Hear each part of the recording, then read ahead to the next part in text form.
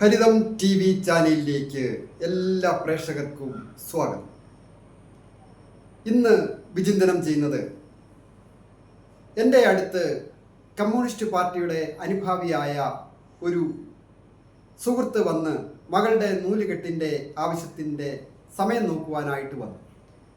അങ്ങനെ സംസാര മധ്യേ കമ്മ്യൂണിസ്റ്റ് പാർട്ടിയെക്കുറിച്ചും സ്ഥാനമാനങ്ങളെക്കുറിച്ചും ഒക്കെ അദ്ദേഹം എന്നോട് സംസാരിച്ചു.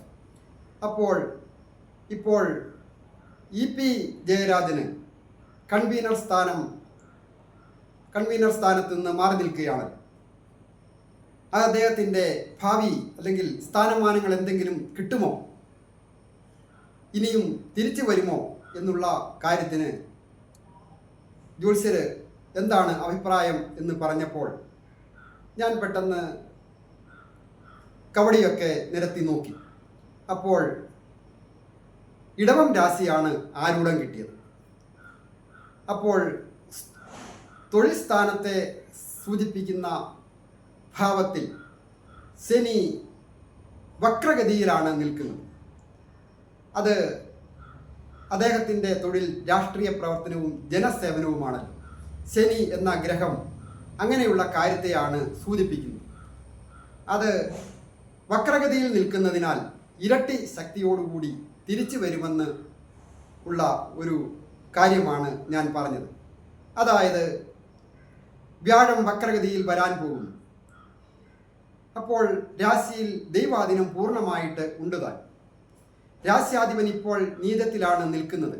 അതും ഏതാനും ദിവസങ്ങൾക്കകം തൻ്റെ സ്വന്തം ക്ഷേത്രമായ തുലാം രാശിയിലേക്ക് വരുന്നുമുണ്ട്. അപ്പോൾ നഷ്ടപ്പെട്ട ഒരു സ്ഥാനത്തേക്കാൾ ഉപരിയായിട്ട് ഒരു സ്ഥാനം തിരിച്ചു കിട്ടുവാൻ അദ്ദേഹത്തിന് യോഗമുണ്ട്, ഭാഗ്യമുണ്ട്. അതായത് ഇപ്പോഴുള്ള മന്ത്രിസഭയിൽ ഒരു മന്ത്രിയായിട്ട് അധികാരമേൽക്കുവാനുള്ള യോഗം EP ജയരാജന് ഉണ്ട് എന്നുള്ളതാണ് ആ നിഗമനത്തിൽ കണ്ടെത്തിയത്. അത് ഏതാനും മാസങ്ങൾ ചിലപ്പോൾ വേണ്ടി വന്നേക്കാം. അതായത് പുതിയ ഒരു തീരുമാനമൊക്കെ ആയി വരണമല്ലോ. അതിനുള്ള ദൈവാധീനം ഉണ്ട്. രാശിയിൽ നിൽക്കുന്ന സർവേശ്വരകാരകനായ വ്യാഴം സർവ അഭീഷ്ടങ്ങൾ ദീർഘനാളുകളായിട്ട് ആഗ്രഹിക്കുന്ന അല്ലെങ്കിൽ പ്രതീക്ഷിക്കുന്ന ഒരു അധികാരം അല്ലെങ്കിൽ സർവ അഭീഷ്ടങ്ങളും സാധിക്കേണ്ട ഭാവത്തിൻ്റെ അധിപനായ വ്യാഴം പൂർണ്ണ ബലവാനായിട്ട് രാശിയിൽ നിൽക്കുന്നു.